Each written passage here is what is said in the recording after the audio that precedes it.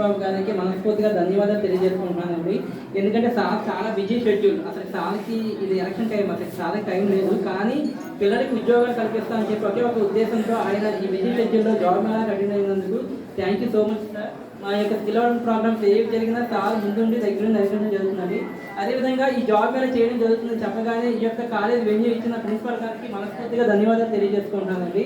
So అదేవిధంగా ఈ యొక్క జాబ్ మేళాకు సంబంధించి ముఖ్య అతిథిగా చేసిన మన నెహ్రూ యువ కేంద్రం డిస్ట్రిక్ట్ కోఆర్డినేటర్ ఉజ్వల గారికి కూడా ధన్యవాదాలు తెలియజేసుకుంటున్నానండి.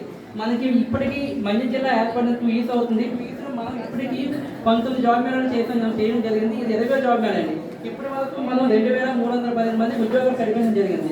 ఓన్లీ జాబ్ మేళాలే కాకుండా మనకి స్కిల్ హబ్లు కూడా ట్రైనింగ్ ఇవ్వడం జరుగుతుంది. మనకి సీఎం గారి యొక్క సూచన మేరకు ప్రతి అసెంబ్లీ కాన్స్టిట్యున్సీలో ఒక స్కిల్ హబ్ ఏర్పాటు చేయడం జరిగిందండి. మనకి మండ్యం జిల్లాలో 4 స్కిల్ హబ్లు ఉన్నాయి.